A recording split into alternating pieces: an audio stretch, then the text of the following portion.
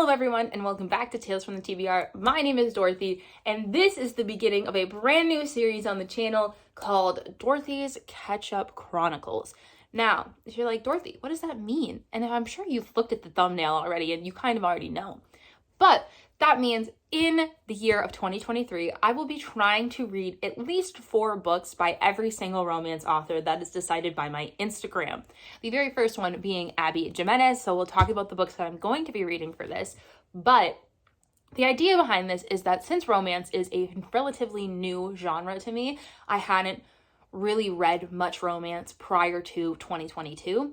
I want to explore the popular authors, whether they be a indie author or a mainstream published author.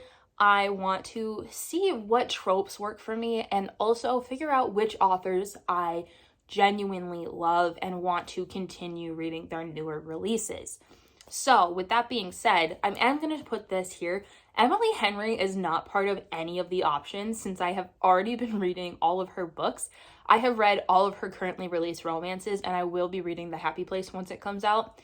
So she is not on the table, but there are a lot of authors that are on the table. And if you have any authors that you think would fit this whole series, please leave them in the comments below because I am always looking for more of them. The first 4 episodes already have their authors picked out, but I'm always going to be running new polls on my Instagram to figure out where we're going with the rest of the series.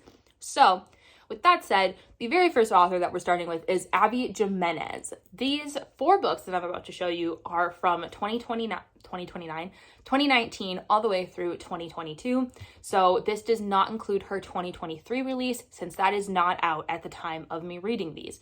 So we are going to be reading The Friend Zone, The Happy Ever After Playlist, Life's Too Short, and Part of Your World. All of these are from my library, so shout out to the library for those. I will be reading them in release order. So the very first book will be The Friend Zone, followed by The Happy Ever After Playlist, Life's Too Short, and then Part of Your World. The Friend Zone will be the very first read, and let's just read the synopsis together because I didn't read it at all. Kristen Peterson doesn't do drama, will fight to the death for her friends, and has no room in her life for guys who just don't get her. She's also keeping a big secret, facing a medically necessary procedure that will make it impossible for her to have children. Planning her best friend's wedding is bittersweet for Kristen, especially when she meets the best man, Josh Copeland. He's funny, sexy, never offended by her mile-wide streak of sarcasm, and always one chicken enchilada ahead of her hangry. Even her dog, stuntman Mike, adores him. The only catch, Josh wants a big family someday. Kristen knows he'd be better off with someone else, but as their attraction grows, it's harder and harder to keep him at arm's length. The Friend Zone will have you laughing one moment and grabbing for tissues the next as it tackles the realities of infertility and loss with wit, heart, and a lot of sass. This sounds beautiful. I'm probably going to cry while reading it. So there's that. Now, we're just going to read all the synopses, by the way, because I haven't read a single one. 2 years after her, oh God. Are they all gonna make me cry? What the heck? 2 years after losing her fiance, Sloane Monroe still can't seem to get her life back on track. But one troublemaking pup with a take-me-home look in his eyes is about to change everything.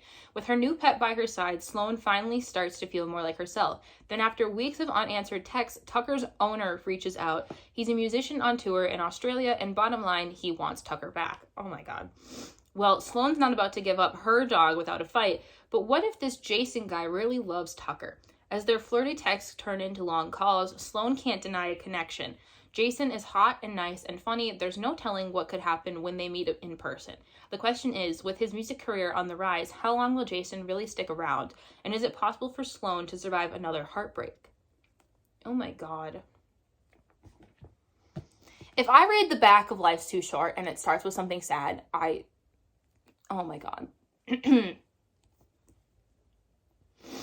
When Vanessa Price quit her job to pursue her dream of traveling the globe, she wasn't expecting to gain millions of YouTube followers who shared her joy of seizing every moment. Okay. For her, living each day to its fullest isn't just a motto. Her mother and sister never saw the age of 30. Oh my God. Oh no. And Vanessa doesn't want to take anything for granted. But after her half-sister suddenly leaves Vanessa in custody of her baby daughter, life goes from daily adventure to next level bad, now with bonus baby vomit in her hair. The last person Vanessa expects to show up offering help is the hot lawyer next door, Adrian Copeland. Is he related to Josh? Oh, that's right. These are in a series. All three of these are a series. Duh, Dorothy. Anyways, Adrian Copeland. After all, she barely knows him. No one warned her that he was the secret baby tamer or that she'd be spending a whole lot of time with him and his geriatric chihuahua. I love the dogs. I love how there's always a dog in this. Now she's feeling things she vowed not to feel because the only thing worse than falling for Adrian is finding a little hope for a future she may never see.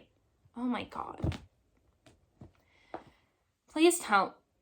This one has a goat on the front. Are there lots of animals in here?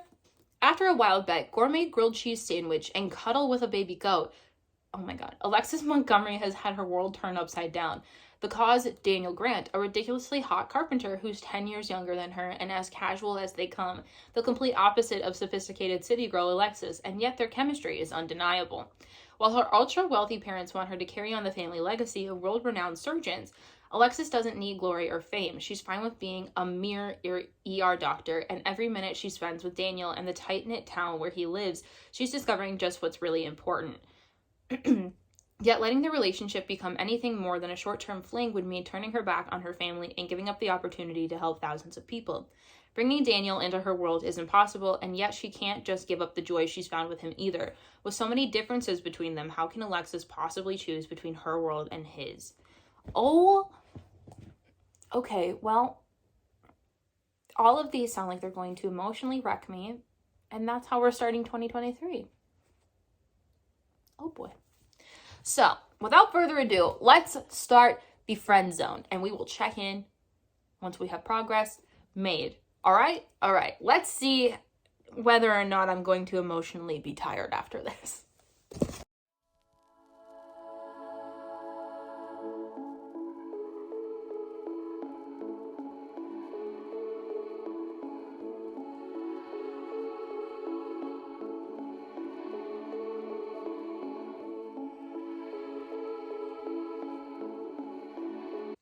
Hello. It's taken me a bit of on and off reading, but I finally reached my 100-page mark.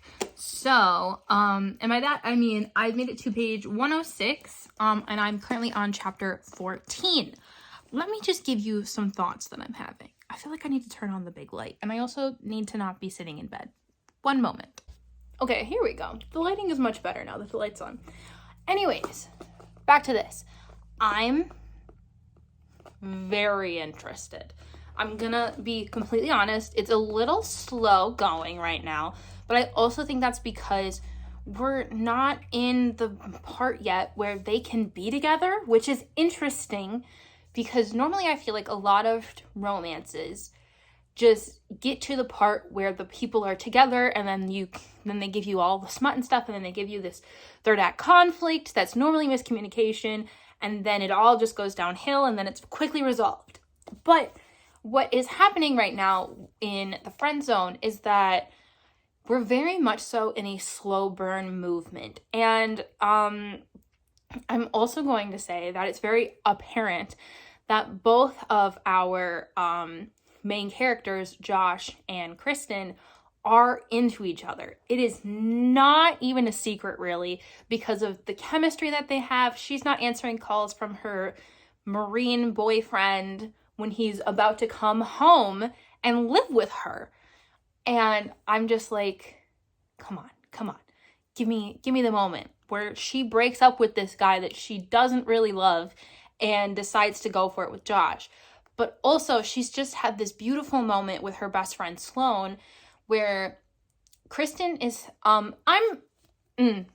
quick thing. I'm going to put a little trigger warning here before I get into the details about this. Also, there will be spoilers, obviously. But the trigger warning is going to be for infertility as well as being unable to have children and having a hysterectomy and mixed feelings about that. I don't know if those are triggers for anyone watching this content, but I just want to put it out here before I talk about it because what we're going to talk about is kind of heartbreaking and really sad. And if anyone is struggling with those things, I don't want you to have to listen to me talk about it. So I will put the timestamp in the description so you guys can skip over it. Okay, now let's talk. Kristen and Sloane have this conversation about the fact that Kristen needs to get a hysterectomy because ever since she got her period, she's been having such bad periods that last so long, longer than they are supposed to. None of the birth control that she's tried is working. She has cysts and tumors in her stomach, and literally her condition is to the point right now where her uterus is she said the word in here. Hold on. I want to make sure that I distended. Her uterus is distended to the point where she kind of looks like she's 3 months pregnant, which is honestly awful. And her doctor has told her that if those growths get any bigger, she could look up to 6 months pregnant, and it could start hindering her ability to breathe as well as shifting her organs, which could literally kill her, which is terrifying. So she's having a hysterectomy because she can't live like this anymore, which means that she can't have kids. And one of the big reasons that she can't and won't allow herself to go for Josh is because Josh has told her that he wants a big family, something that she can't provide. And Kristen also wanted kids before she had all of these issues. And it genuinely breaks my heart reading it and talking about it, because as someone who, granted, I don't want kids at the stage that I'm at in my life. I don't think kids would be good for me because of my mental illness. However, I do know of struggles that that the women in my family have had, because we all have a history of either bad periods or bad uteruses or issues with uteruses and stuff like that. I've witnessed it, and having, one of my aunts has had a hysterectomy because the pain from her cramps was so much that she just needed it gone. And it's heartbreaking to watch this and experience it, even though I'm not a person that wants kids. If that option was removed from me and I someday wanted those kids, I feel like it would just feel like a part of me was missing. And especially because Kristen wants children, and now she's coming to the point that she literally wouldn't be able to get pregnant even if she tried. And then she also ends up admitting to Sloane that she has been having unprotected sex anyways, and she hasn't gotten pregnant once in 8 years anyways, which essentially means that her uterus is so bad that she can't get pregnant either way. And so this conversation was truly heartbreaking, and the fact that it is really her main reason for not going after Josh, because he said that, he broke up with his past girlfriend because she didn't want kids at all, even though she didn't have a medical reason for that. And Josh wants kids, so he broke up with her for it. And she's like, well, he's not going to want to be with me because I'm not going to have a uterus, and he's not going to be able to have kids with me. And I am having emotions reading this, and the writing is so good. And I really think I can finish this pretty quickly. I already am at 106 pages, like I already said. And I think tomorrow I'm going to make an effort to get to the 200-page mark. Let's see here. Is 200 in the middle of a chapter? No. So I'm going to get to the 200-page mark tomorrow, because I am going to read some other things in the meantime. But I am loving this book right now, and I really think that this is going to potentially be a 5-star. Is that insane to say? Also, this is my first book of 2023, so if this ends up becoming a 5-star read, that's going to be insane to me. But I think this is so good, and I'm looking forward to reading. And I'm looking forward to reading the rest, like, ASAP. So that's your little update. I will check in tomorrow once I've hit the 200-page mark, so I can give you guys my feelings on what I've read then. Hi, hello. So I'm currently on sprints and I am picking the friend zone back up finally after not touching it for about a week. I got to page 118 before I started this clip, and they're about to do the do, and y'all, there's just 2 paragraphs that it just made me cackle and ruined the whole vibe. And it was straight up about Josh's dick, and I cackled because it was so funny for no reason and didn't need to be there. And I just needed you guys to know that before I continued reading.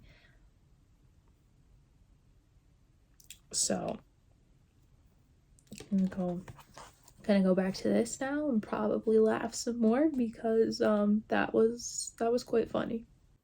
Okay, I'm coming to you with an update.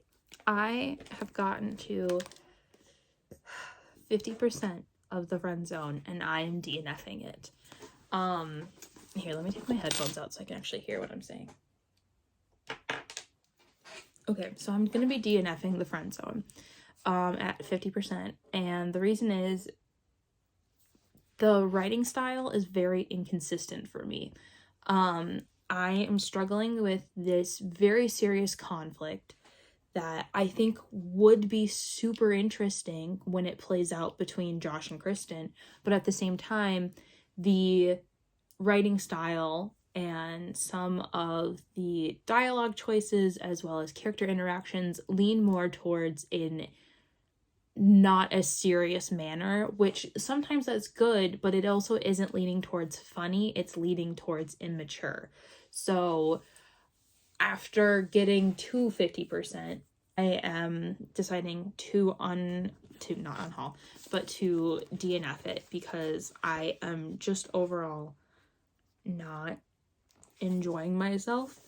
And it is just not worth it to push myself to read this for this video. I want to be able to give you guys a quality vlog and give my honest opinions, and my honest opinion is that I don't like this. So I'm going to do the ceremonious removing of the bookmark, and we are going to close this. And oh, I should write down what page I got to for my Notion at least. So yes, this first one was not a success, so that is very sad, but I will be attempting the next book, which I will be starting tomorrow morning, so you guys will obviously see that when I start it tomorrow. But sadly, the very first one is a DNF for us, and I am hoping that tomorrow when we start our new book, it'll be better. So check in with you tomorrow when I start the next Abby Jimenez book.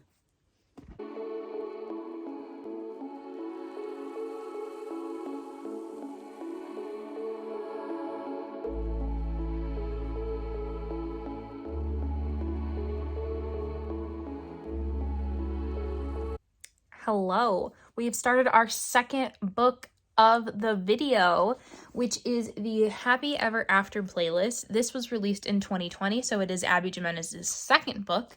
I am currently on page 81, so I am making significant progress. Right now, I am enjoying it more than the friend zone. But I will say that I am nervous considering originally when I had started the friend zone, I was overall enjoying it, but then when the smut happened, I was no longer enjoying it and it took me out of the book. So right now it's just the build up to, Sloane and Jason admitting that they have feelings for each other and such. The writing style is better, I will say that. Right now I'm enjoying it more. But I do have my reservations for it because, again, when I was reading The Friend Zone, I was enjoying, but also I ended up, you know, DNFing. So we're going to see how this one's holding up. But as of now, I'm liking it, and it's doing what it wants to do. So I hope it continues doing it, and we actually finish a book for this video. So that is your little check-in. I will update you again when I've made a little bit more progress, and hopefully we have a winner in this video. So I'll check in then. Hi! I have an update for you on the Happy Ever After playlist.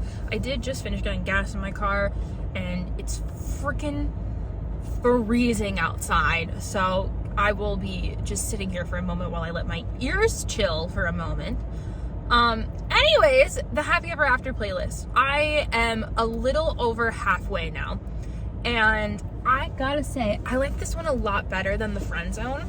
I think the writing is better in this one, and I also think Sloane is, I don't want to say a better character, but I think that I like her more than I like Kristen from The Friend Zone, which I did DNF.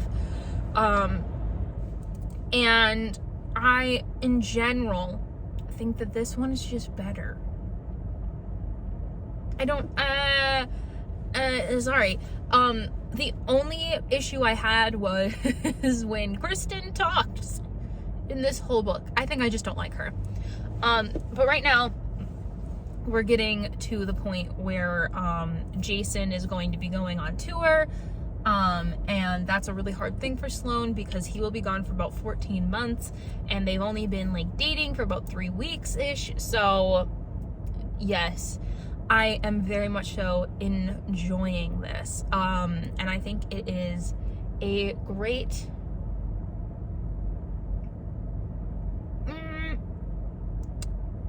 I think it's just overall good, you know? I think it's good. So I will update you when I have another update. And yeah. Okay. Here's the deal.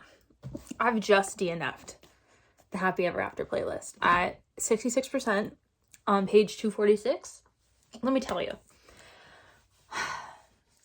I literally just told you in the car that I was having better feelings about this book than The Friend Zone. But here's the thing. The reason I was enjoying it is because it felt like Sloane was, you know, properly handling the trauma that she had experienced. She literally lost her fiance 2 years prior to the start of this story. And like, this is her first time dating, and, you know, she's trying to take everything slow, but like, she's also accepting the fact that, you know, this guy feels like he could be potentially the one, but she still wanted to take everything slow, you know? And I was like, okay, cool. So then we like have this conflict, okay? This conflict should have been the third act conflict. There should not be 100+ pages left after this, because it was just, anyways. So we have this conflict where like Jason, because he's a superstar or whatever, gets caught more like his co-writer for parts of this soundtrack that he wrote, like, was inappropriately touching him against his consent. And, you know, these pictures or whatever got put up on TMZ. And so then obviously Sloane ends up seeing those, but because he got home so late, he hadn't told her. And so then he's like, no, I didn't tell you about this. It wasn't a lie. It was because I was trying to spare you from it because I didn't know what was going on or whatever. And she's like, no, you lied to me. I need you to leave. And they essentially like have this big fight, okay? Which makes sense because like, how is Sloane, who's a perfectly normal human being, supposed to handle parts that come with his fame, okay? And so then literally like barely a chapter, like a chapter and a half, he goes back over to her place, which, by the way, she gave him a key a key to her house that she had once shared with her fiance. I'm just gonna hold my opinion there. He comes over to her house and he climbs into bed and says sorry, and then she's like immediately forgiven him. Immediately. I was just like, okay, whatever. And then they've barely been dating a month. Barely a month. And he's like, I love you. And I was like, Jesus Christ. And then Sloane says it back. And I was like, you gotta be kidding me right now. That does not fit the woman at the beginning of this book or the woman at the beginning of this relationship. And I was just like, you gotta be shitting me. And then he's like, come on tour with me. A thing that would require her literally leaving her entire life. Okay? Her entire life. And she's like, yeah, no problem. And I'm like, this is what is happening here. We're having a character transplant literally on the page. And then he's like, yeah, just sell your house. We'll buy a new one when we come back. I'm sorry. Excuse me? And she's just like, you want to live with me? And he's like, I want to do everything with you. And she's like, okay, let's do everything then. This woman who was like, I need to take things slow. You're the first person I've dated since my fiance died. I need to, kind of ease into this. And now she's saying, I love you. And she's selling her house and going on tour with him for 14 months. I'm sorry. No. I was so annoyed. And then the next thing is him buying her a ring. That is the worst insta-love ever. The writing was better, but I can't. I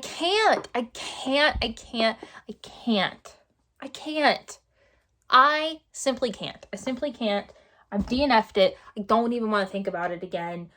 I'm just angered. It doesn't feel like a character choice that Sloane would make at this point. It really doesn't. It does not track with who we have been laid out with is Sloane. And then it's just like, oh, well, I'm in love. And then she's like, God, we're so adorable. And I'm like, this is a completely different writing style than what I've had for the entirety of the past 246 pages. And I was so annoyed that I DNF'd it.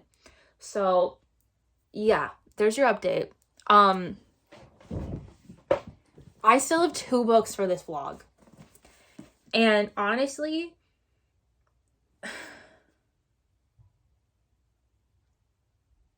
I really don't know.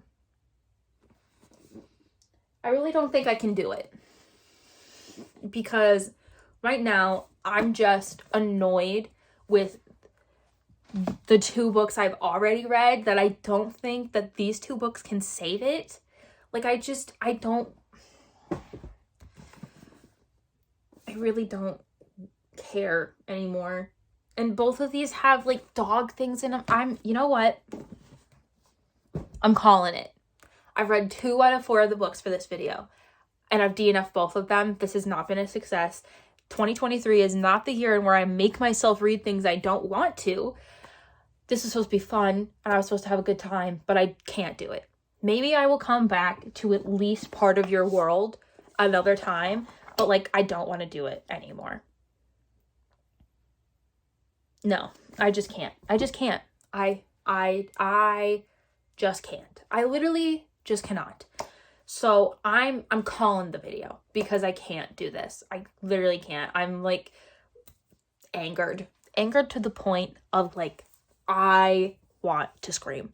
So I am so sorry that this is how this has turned out. I really thought that this was going to go differently, especially for the first time that I'm trying out this reading romance authors that I haven't read from before series, but Abby Jimenez she's just not it for me.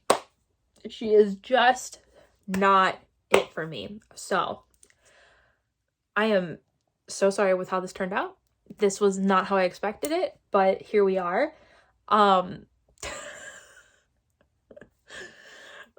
God, this really isn't what I wanted. Oh boy. But, oh boy.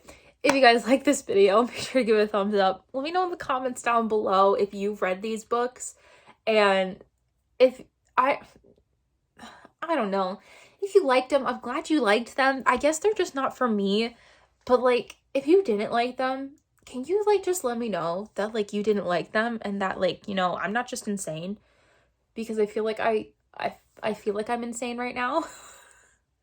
And if you guys like this content, you can subscribe. I post a weekly vlog every single Wednesday and the occasional Sunday video. And I'll see you guys in the next one, where hopefully I don't get enraged by the books that I'm reading.